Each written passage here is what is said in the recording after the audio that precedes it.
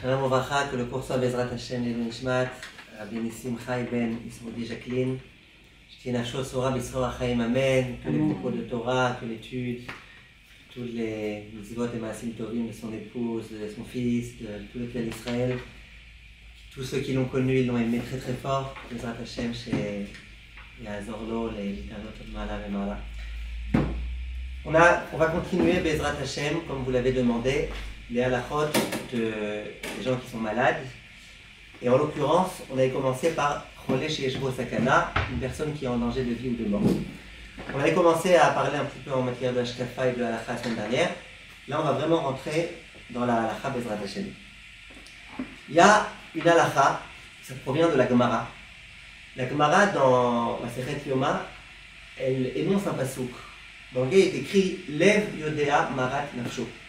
Le cœur de l'être humain, il connaît son sentiment plus que n'importe qui d'autre au monde. De là, la Gemara va dire que si un juif vient me voir et que le jour de Shabbat il me dit je sens que je suis en train de mourir, il faut immédiatement que j'appelle les secours. Et plus que ça, même s'il y a un médecin hyper compétent, le professeur de professeurs, qui est à côté qui dit non, il fait du cinéma lui, si le patient lui-même, le malade lui-même, il dit je sens que je suis en train de mourir, je sens que j'ai des problèmes respiratoires, je sens que j'ai un problème, on le croit à lui. Pourtant, il ne s'y connaît pas du tout aussi bien que le médecin.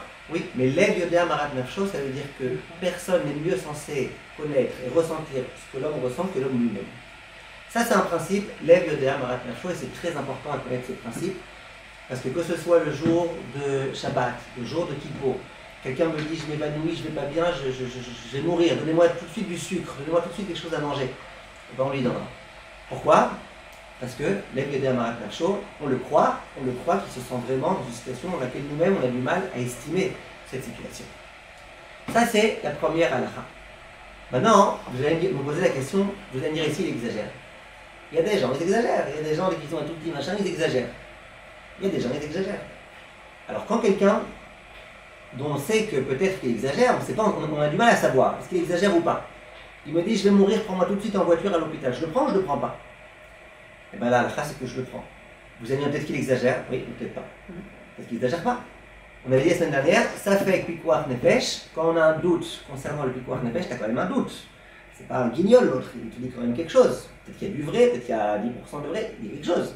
Donc, ça fait Pikuach Nefesh, on est Mechalek et ta Shabbat. C'est sa responsabilité. En plus, bon, c'est moi qui prends la voiture, c'est pas lui, oui. mais il n'a rien à lui. Ça, j'aimerais vous lire la phrase du Rav Shlomo Zalman Auerbach, parce qu'il le dit de façon très précise et concise et tranchante. On a posé la question. Echad omer lechavero shemargish ke'ev belibo vechoshesh mi'atkafat alev. Donc quelqu'un dit à son ami qui sent qu'il a mal au cœur et il a peur, chas v'shalom, d'avoir un etkef lev, un fractus, un crise cardiaque. On va cacher la sio bemechonit. Et donc il dit s'il vous plaît, prenez-moi tout de suite en voiture. Qu'est-ce qu'on fait? Il dit le Rav, afilu lo haya murzak leish neeman, velo nikar klum al panav. Il dit même si lui je le connais pas comme étant quelqu'un de très religieux, comme étant quelqu'un de très consciencieux du Shabbat, comme étant quelqu'un qui fait toutes les chumrot de Chazonish et tout, je sais pas c'est qui lui, je sais pas, peut-être c'est rigolo. Oui, peut-être tu sais pas, tu sais pas. Il dit même si tu sais pas, bien que tu saches pas que c'est quelqu'un de Neeman. Après il dit va filou l'onikar klum al panav. Même si tu vois rien à son visage, alkol panim sfeka ave vedoche Shabbat. Malgré tout, c'est un safek et il est doché Shabbat. J'allais dire même s'il fait un sourire, il vient te voir avec le sourire, il te dit je sens que je vais mourir. C'est une maladie, ça s'appelle la chninamit. Les gens qui sont chnin. Même quand ils vont pas bien, ils font un sourire. Il te dit qu'il va mourir, tu dois l'écouter. Ça c'est quelque chose d'important. On raconte, et je vous raconte cette histoire pas pour que vous la fassiez, mais juste que vous compreniez. On raconte que dans une communauté, c'est Rabbi Tzon Bachao qui raconte cette histoire, le jour de Kippour, il y a un homme qui s'est évanoui. Il s'est évanoui.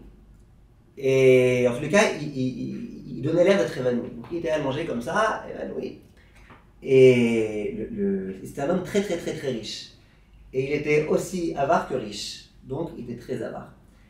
Donc il était à manger, il disait donnez-moi un peu de sucre, du chocolat, quelque chose. Le Rav de la communauté, donc c'est lui le possède, c'est lui qui dit qu'est-ce qu'on doit faire. Il s'approche de son oreille, il dit écoute, il n'y a pas de problème, mais pour chaque carreau de chocolat, tu devras payer $100.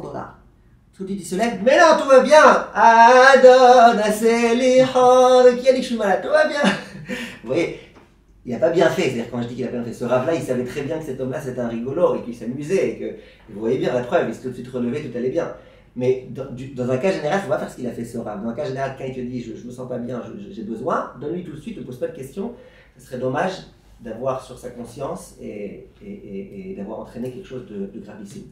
Donc ça, c'est le premier point. Je le répète, je le dis, quelqu'un qui nous laisse entendre qu'il est en train de souffrir, il faut tout de suite appeler les secours.